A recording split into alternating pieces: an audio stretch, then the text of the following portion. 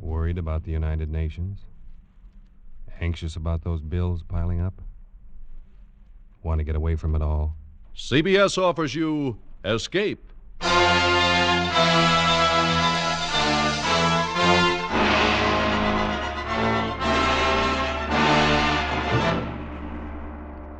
You are the victim of a native witch doctor, pursued from the west coast of Africa to the west end of London by the grinning face of a dead man.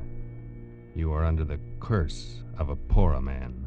The Columbia Broadcasting System and its affiliated stations present Escape, produced and directed by William N. Robeson and carefully plotted to free you from the four walls of today for a half hour of high adventure. Tonight, we escape to the dark lowlands of West Africa and the mind of a man who scoffed at native magic, as H.G. Wells paints it in his gripping story, Pollock and the Poorer Man.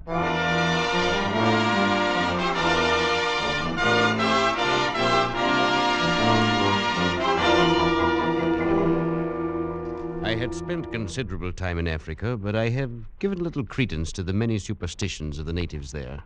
Voodoo curses, weird incantations of witch doctors, and the like had always seemed a pretty silly business to me. But that was before the affair of Pollock and the Poorer Man. Even then, while the thing was happening, I took little notice. It was only when I got back to England some months later and went to see Pollock climbing up the 3 flights of stairs to his lonely bedroom that I began to realize the ghastly truth of it. One look at him was enough. I had never before seen a man so unnaturally wasted, so prematurely aged and broken, so eerily mad as this man lying on the bed and looking up at me with haggard eyes. It was good of you to come, Waterhouse. Nonsense, old chap. I just thought I'd look you up and say hello. But I had no idea I would find you ill. Ill? Yes, I suppose I am ill. I suppose that's what you'd call it. But what in heaven's name is the matter, Pollock? I say, come closer, will you? I can barely see you. Why, yes, of course. I'll just drop a chair and... Oh, no! Oh, Pollock, man, what's the matter? Oh, no. Take it away. Take it away. What are you talking about? What is it, man? That thing in your hand. Take it away, please, for heaven's sake. What? Take it away. In my hand? Pollock, this is only my hat. Your hat? Why, yes, of course. Just an ordinary black Homburg. Now, if its style is offensive to you... No, I just put it on the table, the floor, somewhere where I can't see it, please. Well, of course, old man. Yes, I suppose you think I'm mad. Now, don't be. I know you do. Everybody does. Because I'm used to it now. And the worst of it is, perhaps I am. I say, Pollock. Only I don't think so. Because I do see it. I don't care if no one else does. I can see it. See what? The head. That hideous face following me everywhere, grinning at me. And always upside down. Pollock, what are you talking about? You don't believe me either. Well, look at my wrist. It's broken. The bandage is still on it. That's real enough, isn't it? Well, yes, of course. Broken, you say? Yes. It did that. And my other accident, when I first got back to England, they said I walked in front of a bus, but I know better. It did that, too. A head? Exactly. You wouldn't expect to see a man's head come rolling down the middle of a busy street in London, now, would you? Now, Pollock, you'd better lie back, rest a bit. I'll call a doctor. Oh, you too. And I thought you might understand. After all, you were with me when it started. It was you who first warned me, who sent me home. You don't mean that business with the Poorer Man? Oh, yes. Yes, of course. You remember how it started? We were camped at that little village on the lagoon behind the Turner Peninsula. It was swampy and hot, and I was bored to tears. Maybe that's why I did it. But anyway, when I got back, you were furious with me. No, you're a fool, Pollock. You've got to take it back immediately, do you hear? Oh, what possible difference could it make, Waterhouse? Why all this fuss, old boy? It's only a little wooden statue. Can't be worth anything except for a curio. You're not that stupid, Pollock. You know very well this is a Porra idol. You must have stolen it from the hut of a witch doctor. Well, and what of it? Don't you see? To them, this is sacred. As sacred as an altar cross to a Christian. You've not only committed a crime in their eyes, but a terrible sacrilege as well. Oh, don't tell me they're going to sick their painted gods on me. Oh, I should be frightened to death. Before they can do anything, you're going to take this back where you found it and apologize to the Porra man. Apologize to an illiterate black witch man? Are you crazy? Pollock, I've had about as much of you as I can stand. You're one of those infernal fools who think a black man isn't a human being. I can't turn my back, but you're running crossways to them, getting you some scrape or other. The third time this month, and this time it's serious. Are you telling me you're going to send me home? I honestly think it would be best. Well, as a matter of fact, I'm all for it. I'd be very happy to get out of this sticky, dirty, godforsaken place. Very well. But before you go, Pollock, for the good of the expedition, you've got to take that thing back and apologize. Oh, I don't think I'd better. Why not? Well, tell the truth, I don't think they'd give me a chance to apologize. All right. Tell me, what happened? Oh, nothing very much, except... Well, as I was carrying the thing away, one of those chaps popped up and saw it. Started yelling, trying to take it from me. Yes, go on. Well, we had a bit of a tussle. I got away. Go on, Pollock. We were on the bank of the river, and I toppled him over, that's all. He fell into the river. Yes, I think he may have hit the rocks first. Was he badly hurt? I don't know. I didn't stop to find out. He was dead, wasn't he? I really don't know. Oh, you fool. Oh, it was an accident. I had no An intention. accident, a lot they care. It was bad enough with the idol, but you've probably killed a man. We're in for it now. Well, there's nothing to be frightened about. Nothing. In the first place, I should think even your conscience would suffer a little. The second, you don't seem to understand about this Porra business. It rules the country. It's the law, religion, medicine, everything. And these Porra are the most vindictive men on earth. The one whose idol you stole and whose follower you killed will be duty-bound to do something about it. And there's no telling what he will do. Oh, come now. You don't believe in these voodoo curses and things? Of course not. I'm thinking of something much more real than that. I mean, he might try something rough. I can only advise you to lie low until we can get you out of here in the morning. I'll take you as far as Sulima and see you safe aboard a steamer. You needn't. I can go alone from here. Not far. You still don't understand this business. You wouldn't get a quarter of a mile from this camp alone.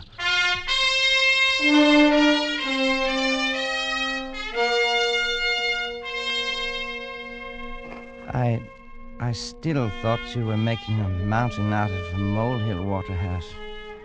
But I must admit, I didn't sleep much that night.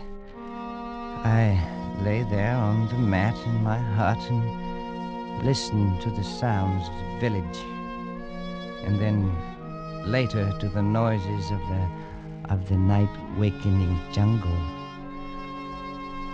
Sometime after midnight, I must have dozed off because I awoke with a start.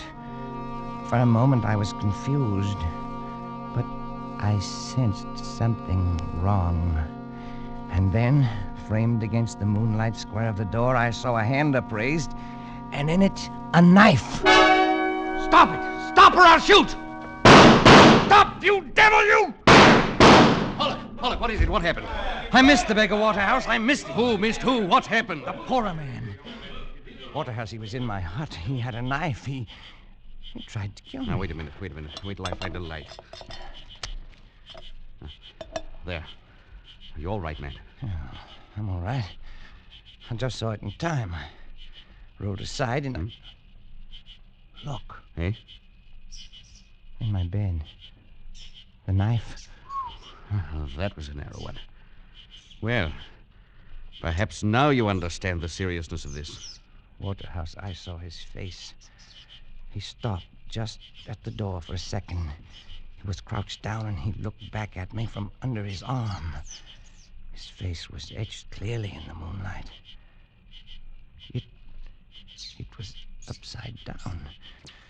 I'll never forget it. I'll get you a drink. Listen, Waterhouse, listen. He glared back at me with his painted face upside down and streaked with those hideous scars they cut in their cheeks. See that in my dreams. Steady on, old man. Here you are. Drink this. Well, Waterhouse. The idol's gone. I've just noticed the idol's gone. He took it. It's gone. Yes. Well, then it's all over. He got what he wants. He won't bother me again, will he? I'm afraid there's more to it than that. But he's got the blasted idol back, and he won't try it again. Oh, will he? I've just noticed something too, Pollock.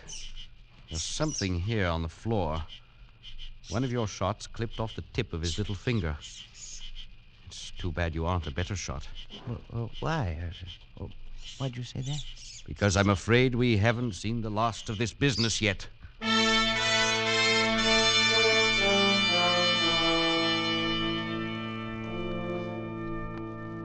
You were more right than you knew, Waterhouse. The next morning was only the beginning. We were standing by the river and supervising packing. I'm glad we're getting out of here. There's something brewing, or things wouldn't be so quiet. Oh, what would be brewing? A stink in a copper pot, probably. Dancing in a circle of skulls, putting curses on you. Oh, that. What can he do? How the devil should I know? They're versatile people. They know a lot of rum dodges. The best thing to do... Look out! Oh, man, that was close. What was it? One of their beastly poisoned arrows in the tree behind you. Missed your head by inches. No. It came from over there in the bush. Well, let's do something. Let's chase him something. No use now. Never find him in there. Best thing for us to do is to get out of here quick.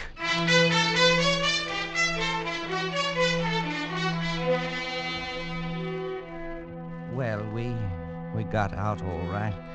You remember how we went down the river, keeping as far from the banks as possible? You thought I was safe when you got me to Salima and said goodbye, didn't you, Waterhouse? So did I. You said goodbye and went back to the interior. Nothing happened for 2 days, and I was beginning to feel that the whole thing was just a nasty dream. And then as I was walking in the compound, I was hit in the arm with a slug. It was a long shot. The bullet was spent. I only got a flesh wound. But I knew he was there. And I decided to confide in Pereira, the little Portuguese who had rented me a hut in his compound. He took it seriously. It is a personal question, you know. It's revenge, see? And he must hurry because you will leave the country. Yes, I'll be on the boat to Freetown in 3 more days. Then I'll be rid of him forever. Perhaps. Then there's this magic. Of course, I don't believe in it. Superstition. But still, it's not nice to think that wherever you are, there's a black man spends a moonlight night, sometimes dancing around a fire to send you bad dreams. You have any bad dreams? Well, there. Keep seeing the beggar's head upside down, grinning at me, showing all his teeth the way he did in the hut. Now, it's nothing to be afraid of. It's not pleasant either. Then they say poor men send snakes. You seen any snakes lately? Well, only one. I killed one this morning on the floor under my hammock. Almost stepped on him when I got up. Of course, it is coincidence. Still, I would keep eyes open. Then there is the pains in the legs and arms. I thought they were caused by miasma. Oh, probably they are. When did they begin? Why, 3 nights ago, the night... Oh, blast it, it's nonsense. If I could just meet this devil face to face, with a gun in my hand... You might shoot him. But then he might shoot you. I think he do not want to kill you. Anyway, not yet. Their idea is scare and worry a man with their spells and narrow misses and pains and bad dreams and all that until he's sick of life. Of course, it's all talk, see? You must not worry about it. No, of course not. But...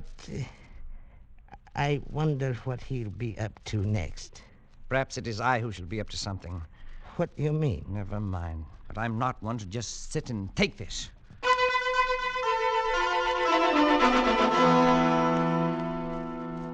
That very afternoon, I had a conversation with a roughneck Mendai tribesman I found there in Salima. He showed me a little iron dagger and demonstrated how one struck at the back of the neck. He agreed to do the job for the price of a double-barreled gun with an ornamental lock. I went back to Parea's, feeling better than I had in days. That night, the Portuguese and I were sitting in his living room playing cards, when suddenly the Mendai rough strode in without so much as a knock. Who is it? What do you want? Oh, it's you. Have done what you tell me. Have proof. What is it you have in the package? Is that blood dripping? Proof. Here. His head. Oh, no, no, no. This man you want. Now I get gone. You didn't have to bring this. I didn't ask for such proof. You mean, Senor Pollock, you got him killed? You did not kill him yourself? Why should I? But he will not be able to take it off now. What do you mean, take it off? Look at the cards. They are all spoiled with this blood.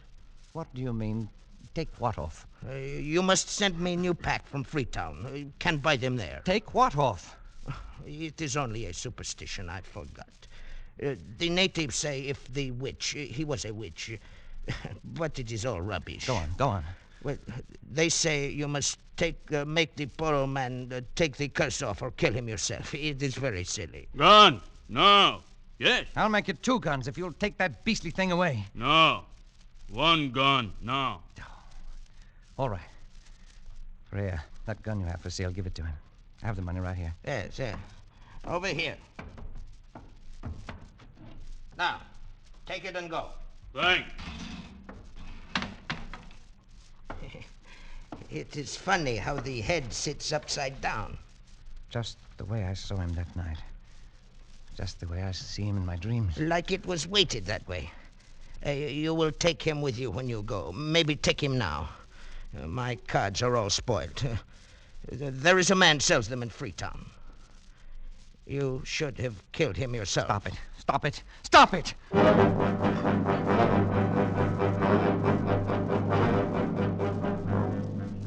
I took the thing to my hut, and no matter what I did, it always came to rest upside down and glaring at me. I got a shovel. I buried it in the soft earth behind the hut. But in the middle of the night, I was awakened by some sound in my room. Oh, what is it? Who's there? Speak up or I'll shoot. Oh, a dog. Only a dog.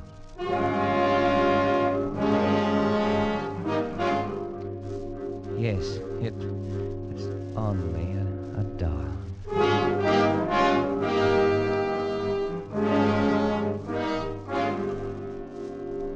But in the morning, when I awoke and started to get out of bed,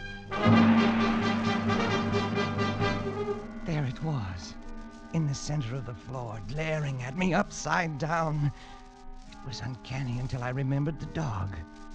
I found his paw prints in the dug-up earth outside, and I knew how it got there. I took the thing down to the river. I threw it as far as I could into the current. At last I'd be rid of it. That morning, I killed 2 snakes. But late in the afternoon, a little steamer arrived that would take me away from this insane land of the Paro and Freetown and civilization. I had almost begun to feel gay as that boat carried me swiftly away from the shores of the Poro land. At last I would be free, and soon I'd be back where Poro and curses and nightmares would be forgotten. I was standing at the rail, sighing with relief, when the captain of the steamer, whom I'd met before, strolled up and began to make conversation. After the usual exchange of pleasantries, he said, I picked up a rum curio on the beach this go. It's a thing I never saw done this side of India before. "Why is that so?" The head of one of these porro chaps, all ornamented with knife cuts. What? I say, what's the matter, old chap? You're green in the face. I wouldn't have took you for a bat sailor. Oh, I'm quite all right. Well, this head I was telling you about is a bit queer in a way. I've got it in a jar of spirits in my cabin, and I'm hanged if it don't float upside down. What? Here I say, old chap, what's the matter? Stuart! Stuart! That was the last straw, I suppose. Something seemed to snap in my brain. And for the rest of the voyage, I lay there in the bunk, staring at the ceiling. And I had the strange sensation that the boat was made of glass, transparent, and that I could see up through the ceiling into the captain's cabin, see the poorer man's face floating in a jar of alcohol upside down, grinning at me. I suppose the actual head is still in the captain's cabin in Freetown, but it didn't matter. The poorer man's work had been done by then, because now I carried it with me everywhere. In my brain. I saw it everywhere, anywhere. Any object that was round, like a hat or a pillar or a vase, suddenly developed features when I looked at it. Ugly, scarred features with a grinning, mocking mouth. Features turned upside down. When I docked in London, I went straight to my banker's office in Cornhill. And the security is all in order, Mr. Pollock. You shall have to watch things, of course, but all in all, you shall have enough to live quite comfortably and to enjoy a reasonable amount of freedom. Then, too... I say, Pollock, what are you staring at so fixedly? That thing. Hanging from your mantelpiece. Oh, yes, I see. The potted fern. Rather pretty one, isn't it? Oh, yes. Yes, very pretty. I must do something about it, though. It's always dripping water down on the fender of the fireplace. Makes it rusty. I was wondering about that. It looks red, almost like blood. Rust, you know. Yes. Oh, by the way, that reminds me. Can you recommend a physician for mental troubles? I've got a little, what do you call it? Hallucination. The poor man grinned at me fiendishly, and I stared back at him. The banker watched me very curiously for a moment, and then he gave me the address of a doctor, and I left his office. That's when my accident happened. To a man who's been many months in the jungle, a busy London street's confusing enough. But when a head comes rolling down the middle of the street, and between your legs... No!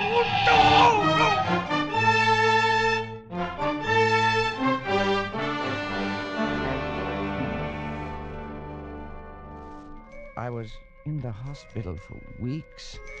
The only permanent injury, however, was the loss of the tip of my little finger. By strange coincidence, the same fingertip of the left hand that I'd shot off the poorer man that first night. Well, even in the hospital, the poorer man was with me all the time, everywhere. The doctors couldn't help me. My friends couldn't either. So I tried cycling in the country. But that thing kept rolling along beside me and getting tangled up in the wheels and spilling me. That's how I got the broken wrist. Well, the worst came only last week. I'd just come back from a long walk, hoping to be tired enough to go to sleep. And as usual, that bronze vase was over there in front of the big French window. And it... well, perhaps the poor man enjoys the view of the street 3 floors below. Anyway, this night, I felt a little devil-may-care, so I turned round to it and I looked him in the eye and I said, "So, you're still here, are you, my ugly shadow?" Yes, Pollock, I'm still here. What did you say? I said I'm still here. And I always will be. No, not that too, not that, no.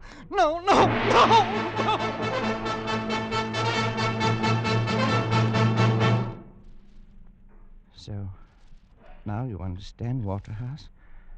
I not only see the poor man, I hear him, too. Pollock, old chap, this is frightful. Oh, it is rather, isn't it? I mean, you are ill, man, very ill. Now, surely there's something someone can do, some doctor. What can any doctor do? Can he take off the poor man's curse? Now, Pollock, that's nonsense. And you know it. Oh, is it? Of course, man. It's all in your mind. All, what do they call it? Suggestion. The power of suggestion is strong. You're impressionable. You've let these stories prey on your mind, and you've got to snap out of it. Oh, I should have killed him myself. Pollock. I'd do it, too, with my bare hands, if only I had the chance. Man, you're talking rot. Look at him there. Look at him grinning at me. Pollock, that's only a bronze vase. Always grinning at me, more and more fiendishly every day. Stop it, you devil, stop it, you hear? Pollock, calm Stop yourself. Lie back. Rest. It. Rest, yes. Yes. That's what I need. Well, if I'd only known, I'd never have left you there in Sulima alone. All this might have been prevented. Might it? Listen, Waterhouse. When you came in, I was just lying here thinking. I see him. I hear him. My sense of sight and of hearing is affected. And someday, my sense of touch will go, too. When it does, I know that will be the end. I'll be finished. And the poor man will finally have his revenge. Won't he? Pollock, old man. When you came in, I was lying here, trying to get up the nerve to walk over there and make the test. And I'm going to do it. No, I won't let you. You can't stop me, Waterhouse. Don't you see? I've got to. I can't go on like this. I've got to know. Have it over with. No, Pollock. It's beyond anything you can do. Stand aside. But stand aside, please.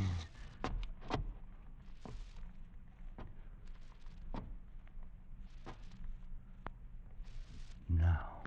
Come back to bed, Pollock. That window is open. If you have a Never fever... mind.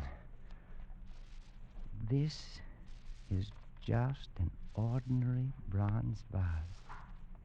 Isn't it, Waterhouse? Pollock, don't do it. I know it's only a bronze vase. I know that when I will feel only cold metal when I reach out and touch it. I know. Like this. Oh, no! Pollock, look out! That window! You're backing into that window! Pollock!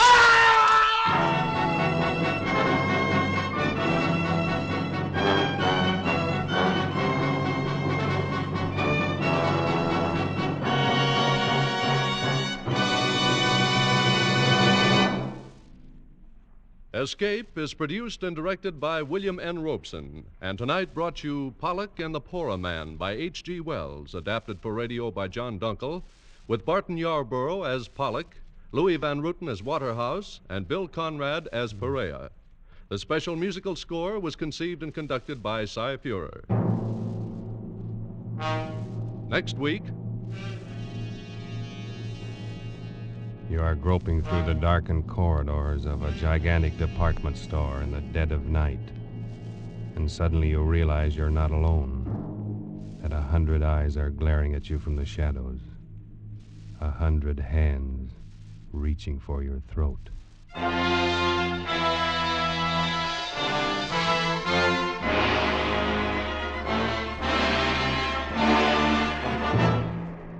Next week, Escape with John Collier's eerie story, Evening Primrose. Good night, then, until this same time next week when CBS again offers you Escape. This is CBS, the Columbia Broadcasting System.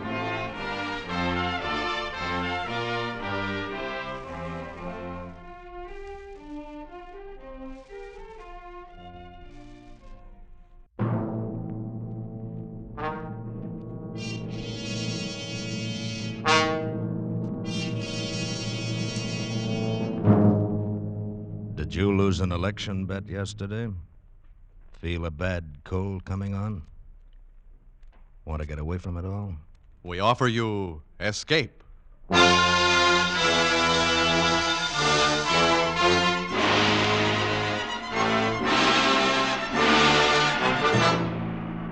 You were groping in the midnight dimness of a gigantic department store, and suddenly you realize that you're not alone, but 100 eyes are glaring at you from the shadows, 100 hands reaching for your throat, and your most urgent desire is to escape.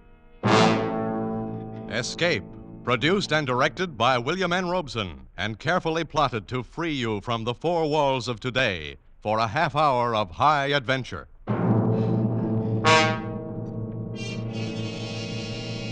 Tonight we escape to the dark labyrinth of a giant department store in the dead of night, and to a fantastic world of night dwellers, as John Collier imagines it in his eerie story, Evening Primrose.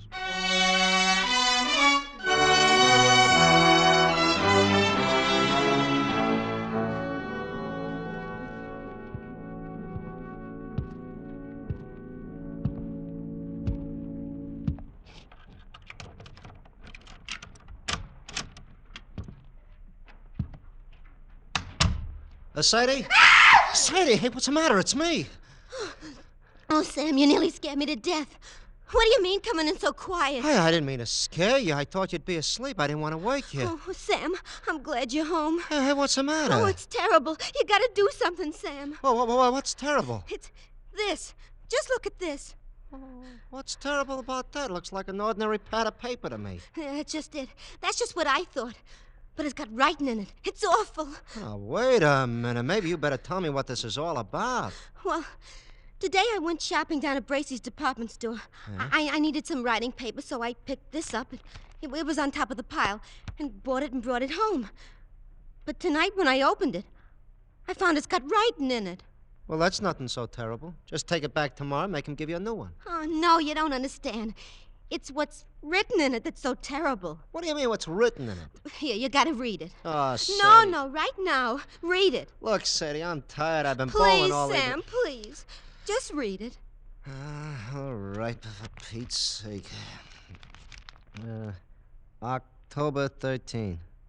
Today I made my decision. I decided to say goodbye to the world, to get out, leave, break away. And I have done it. Oh, Sadie, there's a lot of... Go on, read. And now I am free. Really free. Yes, I am free at last. The world is an intolerable place for a poet. I was broke, starving, at my wits' end. And then I had a brilliant idea. I would escape to a place where I had no need to earn a living, where I could write to my heart's content in peace and security. Where is this place? Right under your nose. So close you'd never think of it.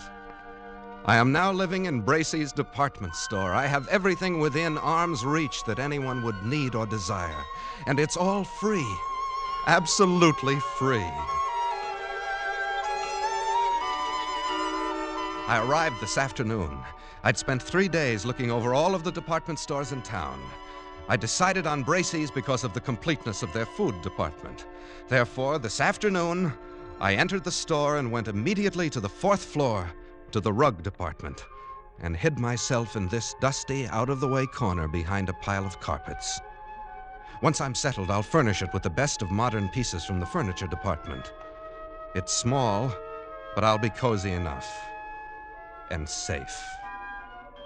After the store closed, I made my first venture out. I tiptoed as far as the stationery counter and got this paper, the writer's primary need. Now, after making my initial entry, I'll go out and get food, wine, the pillows for my bed, perhaps a fancy dressing gown. This is perfect. I'll be able to write here.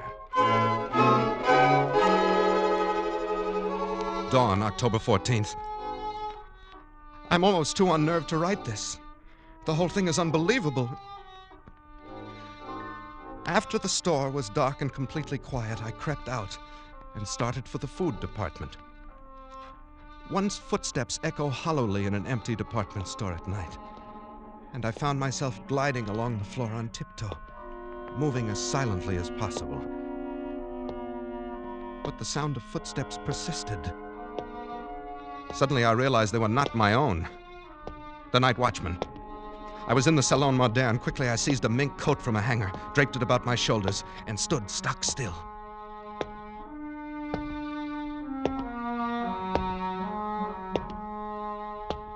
I could have reached out and touched him, but he passed by without so much as a glance. I started to smile, but the smile froze on my lips. There was someone else here. I was looking straight into a pair of eyes. Large, flat, luminous, inhuman eyes peering at me from among the Mrs. Tailored suits a dozen feet away. They belonged to a creature dressed as a man, but he was as pale as a creature found under a stone. His hands hanging motionless at his sides looked more like the fins on a fish than human hands. And then he spoke. Not bad for a beginner. I'm sorry. I didn't know anybody else lived here. Oh, yes. We live here. It's delightful. We? Yes, all of us. Don't you see? Look around you. I looked around. I saw nothing. I looked again. I saw an old man come clambering out from behind a clock. There were 3 elderly ingenues, incredibly emaciated, pale as lace, almost transparent, simpering before the perfume counter. A chintzy lady swam out from the curtains and drapes. They came swarming thick around me, pale, thin, wispy, moving silently, fluttering like gauze in the wind, whispering. How raw he looks. Who is he? As coarse as the sun. What is he doing here? A detective. Send for the dark men. Yes, send for the dark men. The dark men. They were pressing around me, clawing, holding me, their pale faces contorted with venomous, inhuman hatred. I was paralyzed. All I could do was repeat over and over again, I'm not a detective, I'm not a detective, I'm not! A burglar, then. A burglar? Tie him up. Hold him, carry him to the place. Send for the dark men. Stop. Let him speak. I'm not a detective. Or a burglar. I'm a poet. Then what are you doing here? I've renounced the world. I came here to live where I could be alone. Away from the world. Why then, he's come over to us. He's just like us. He's come over to us. A poet. He must meet Mrs. Vanderpant. Yes, Mrs. Vanderpant. She's coming now. I followed their eyes toward the balcony. There, coming down the wall like an ancient spider, clambered an old lady. Wrinkled and cracked and emaciated, she must have been at least 80, a shadowy matriarch. And the things around me bowed and scraped as she reached the floor and floated toward us. What's going on here? Where is that stupid girl? What's keeping her? Oh, Mrs. Vanderpant. Well, what is it? Who's this, Mr. Roscoe? Mrs. Vanderpant. May I present Mr. Snell, Mr. Snell, Mr. Charles Snell. Yes, of course. Mr. Snell. He is a poet, and he's come here to live. Oh, he has he? That's what he says, and I believe him. Well? He avoided the night watchman quite neatly, for a beginner. Well, thank you. Very well. We shall see. A poet should find inspiration here. Mr. Snell, Mrs. Vanderpant is our grand old lady. Oh? I am quite the oldest inhabitant here, Mr. Snell. 3 mergers and a complete rebuilding. But they didn't get rid of me. Oh, really? How nice. Where is Ella? Where is my broth? She's bringing it, Mr. Vanderpant. Oh, terrible little creature. She is our foundling, Mr. Snell. She's not quite our sort. Is that so? I have been here, Mr. Snell, ever since the terrible times of the 80s. I was a young girl then. A beauty, they say. And poor Papa lost his money. Braces meant a lot to a young girl in those days. So when I wasn't able to have a charge account, I came here for good. That's better than a charge account. I was quite alarmed when others began to come after the crash of 1907. But it was the dear judge. How do you do? Yes. The colonel. How do you do? Yes. Mrs. Bilby. How do you do? Mrs. Bilby. Mrs. Bilby writes plays. Oh. And comes of an old Philadelphia family. Oh, you will find us quite nice here, Mr. Snell. I'm sure I will. And, of course, all our dear young people came in 1929. Their poor papas jumped from skyscrapers. They couldn't bear to be without charge accounts either. Do you mean all these people live here? Oh, and many more. You shall meet them all later. Oh, here comes Ella with my broth. Come, you stupid thing. Mrs. Vanderpant is waiting. Yes, ma'am. Yes, sir. I'm coming as fast as I can. Now, Here. be careful. Don't spill it. Oh, but she's young. Well, of course, she is a little younger than most of them. And she's different. She's beautiful. Mr. Snell, Ella is Mrs. Vanderpant's maid. That's right, old man. She's really not our sort at all. You shouldn't say such things. She can hear you. Oh, that doesn't matter. You'll understand these things better after you've been here a while. But it seems to me that you would... Mr. Snell, we have certain rules here. They are necessary for our survival. I'm sure you won't find it hard to observe them. Well, yes, I appreciate... I should advise that you try. If you do not, that would be most unfortunate, Mr. Snell. Most unfortunate for you.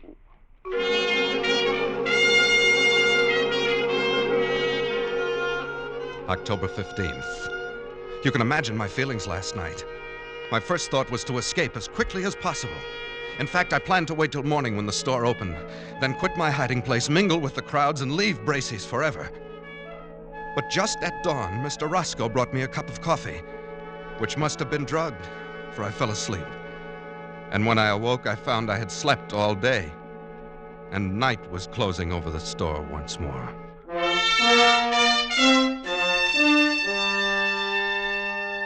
Later, I've spent my second night here. I saw Ella again. Ella, the pearl of this remote, fantastic cave. She's not like the others, a trifle pale, but otherwise normal and human and beautiful. A child of perhaps 18. She's the only thing that makes this nightmare bearable.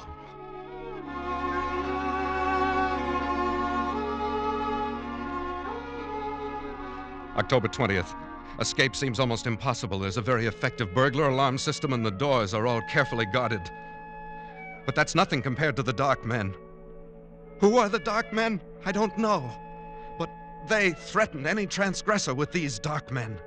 I shall try to discover who they are. At least I'm sure I'm watched, though they've begun to trust me now. Speaking to the night watchman would be suicide. Even if he believed my fantastic story or didn't shoot me as a burglar, I'm convinced that neither Ella nor I could get out of here alive. She and the night watchman are the only real people here. And how the others hate the night watchman. Odious, vulgar creature. He reeks of the coarse sun. Oh, come now, Mrs. Bilby. He's really a personable young man. Very young for a night watchman. Mr. Snell, sometimes I wonder about your taste. You mustn't stay so much to yourself, Mr. Snell. You must become better acquainted with our ways. Yes, old man. You must come to the play tonight. We're going to be entertained with one of Mrs. Bilby's tragic comedies. Love in Shadowland. I'm sure you'll enjoy. I'm sure I will. It's really a festive occasion, you know. Wanamaker's is coming over. Wanamaker's? Yes. The entire colony over at Wanamaker's is coming here en masse to attend the play. You mean there are people living in other stores? Oh, dear, yes. Didn't you know? Of course, the best people live in Bracey's and Wanamaker's. Oh, come now, Mrs. Bilby. There's some very nice people at Alton's. I beg your pardon, Mrs. Bilby. Oh, hello, Ella. Good evening, Mr. Snell. Mrs. Bilby. Well, what is it? Please, ma'am, I'd so love to see your play tonight. May I have your permission? Certainly not. You know better than that, you stupid creature. You know where you belong. In the basement for the garbage cans. But Mrs. Bilby Hush, couldn't... Mr. Snell. Ella, you're becoming entirely too forward of late. I'd advise you to watch your step. Remember the Dark Men. Oh, no, please, Mr. Roscoe. I'll be good. I promise I will. No, please don't send for the dark men. I'm sorry, Mrs. Bilby. Excuse me. Ella, come back. Mr. Snell, you forget yourself. Let her go. But how can you treat her like that? Why do you always frighten her? And what is all this about the dark men? Well, the dark men... Oh, please, Mr. Roscoe, not now. You'll spoil our whole evening. And I do so want Mr. Snell to enjoy my play. Very well. Later, Mr. Snell. But I want to know about the dark men. Later.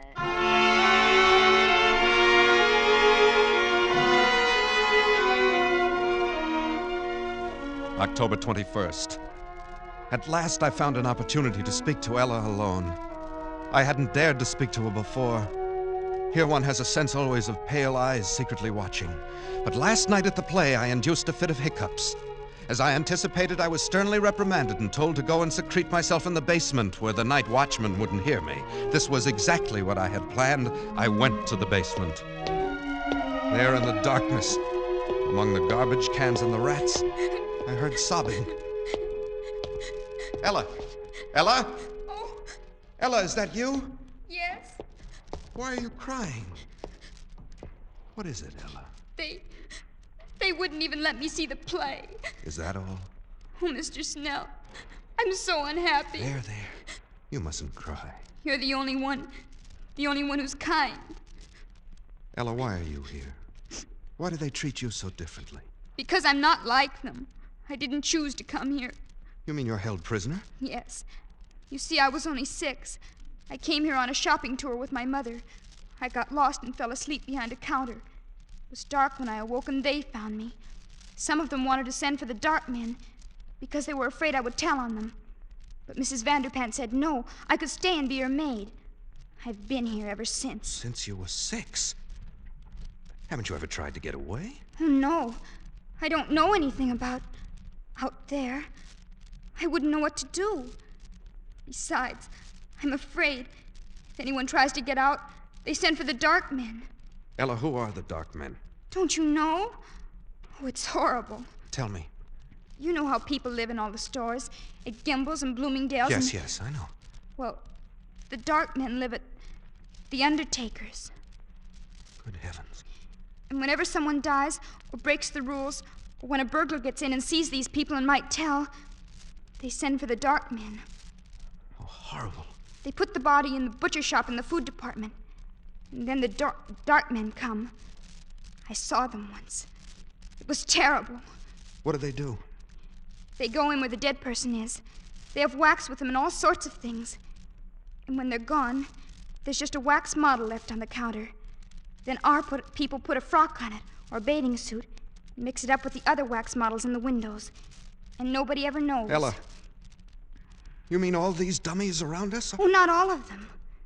But if you displease these people, the same thing will happen to you.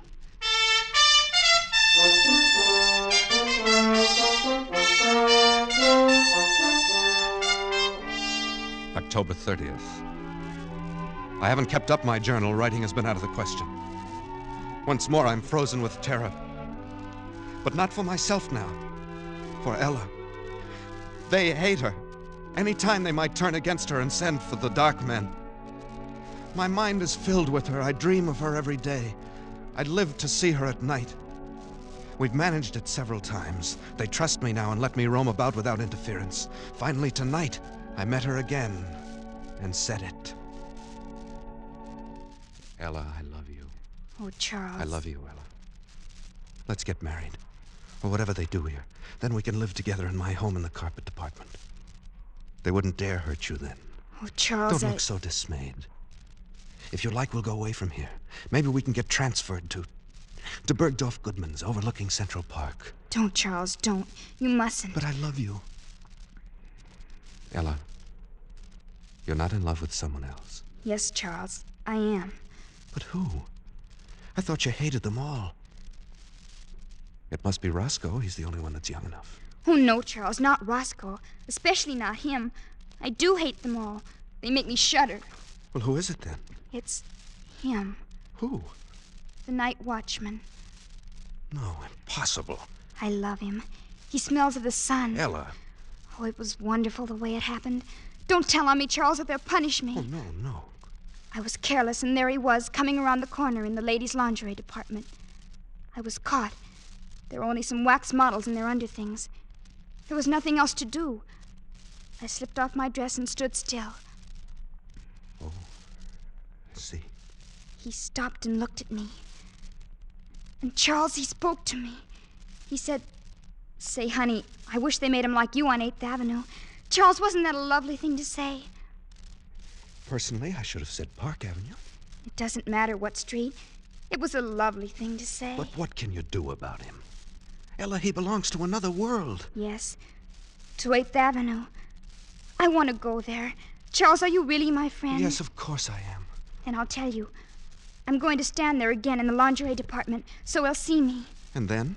Perhaps he'll speak to me again. Ella, you're only torturing yourself. No, because this time I shall answer him. He'll take me away. Take you away? Oh, no, Ella, I couldn't bear that. You don't love him. You only think you do because you think he'll take you out of here, but you don't know that he will. And I will, Ella. I've made up my mind. No, Charles, I couldn't let you do it. Even if I loved you, you couldn't do it, Charles. Why not? Because you really belong here. You've become one of them now. Ella, you mustn't say that. It's true. And, Charles, I've got to go. There's someone watching us. I feel it. No, wait, Ella. Goodbye, Charles. No, Ella. Come back. Ella! Please, old man. You'll arouse the night watchman. Roscoe. Yes. Oh, love can be very upsetting, can't it? You heard? Yes. Just the last moment or so. Very touching. Yet it's understandable. I've been attracted to Ella myself. So she loves another, Too bad, old boy. Who could it be? Could it be that I am the cause of your heartbreak? You flatter yourself too much, Roscoe. Well, then whom? The old judge? Oh, certainly not. The colonel? Hardly. None of those. Oh, not one of the customers. The staff? She loves the night watchman. Can you imagine that? She loves the... Oh? Roscoe, I shouldn't have said that. It's not true. At least I don't think it's true. You wouldn't... Roscoe, you said you loved her too. You wouldn't do anything. Tell anybody. This is a secret between us. Between friends, isn't it? Of course, old man. As secret as the grave. She's young. Perhaps he'll leave and she'll forget him in time. Who knows? Perhaps she'll learn to love you. Or me. Of course. In time. And we'll figure a way to keep her safe here. Absolutely safe. Now, don't you worry about it. It's almost dawn. Time for bed. Good morning, Mr. Snell.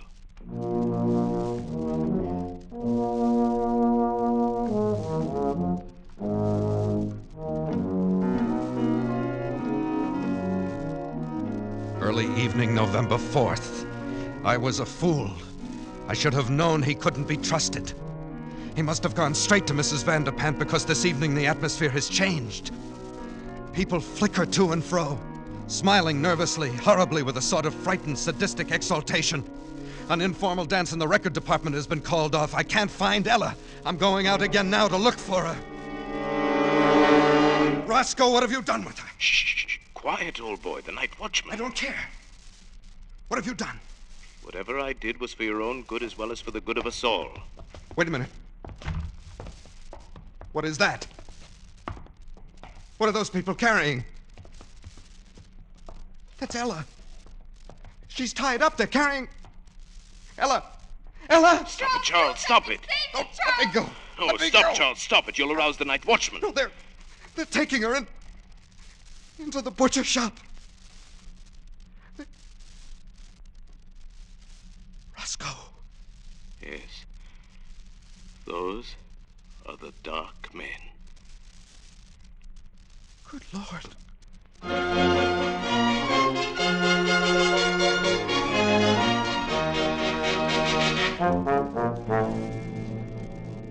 Midnight. I'm scribbling this last entry hurriedly. They are in there in the butcher shop with Ella. The dark men. There's only one thing to do. I'm going to find the night watchman and tell him. He and I will save her, if we can. And if we are overpowered, well, I will leave this pad on the stationery counter. Tomorrow, if I live, I will recover it. If I do not, whoever finds this and reads it, look in the store windows. Look for 3 new wax dummies. 2 men, 1 rather sensitive looking, and a girl. She has blonde hair and blue eyes, and her nose turns up a little. Look for us, and then find them. Smoke them out. Exterminate them. Avenge us. Oh, Sam, isn't it horrible? Ah.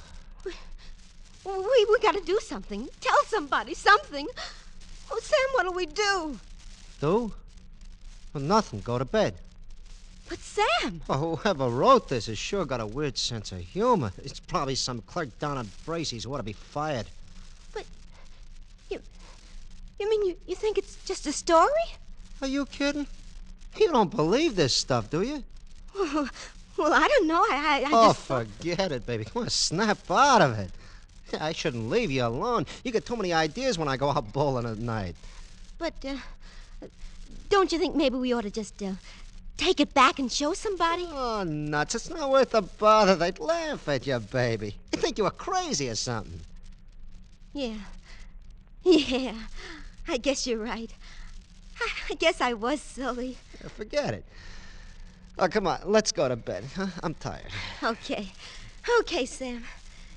Gee, you know, there for a while I sure was scared. I even forgot what I was going to tell you. Sam, I found the cutest dress today. Only $19.95. Yeah, baby? Yeah. It was in the window at Bracey's. It was on a beautiful little wax model with blonde hair, blue eyes, and a turned-up nose. And there were 2 men standing beside...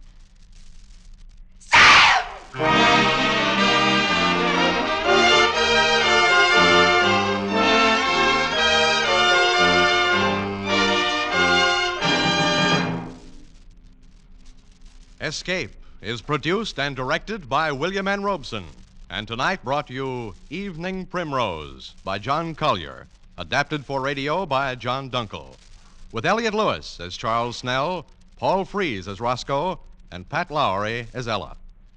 The special musical score was conceived and conducted by Cy Pure. Next week...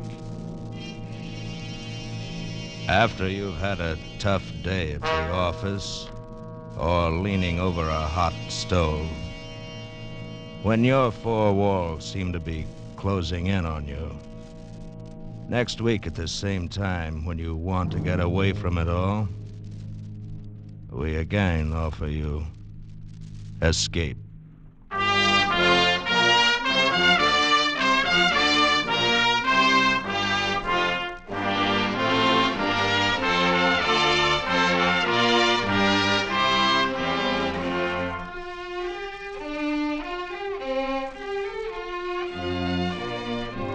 This is CBS, the Columbia Broadcasting System.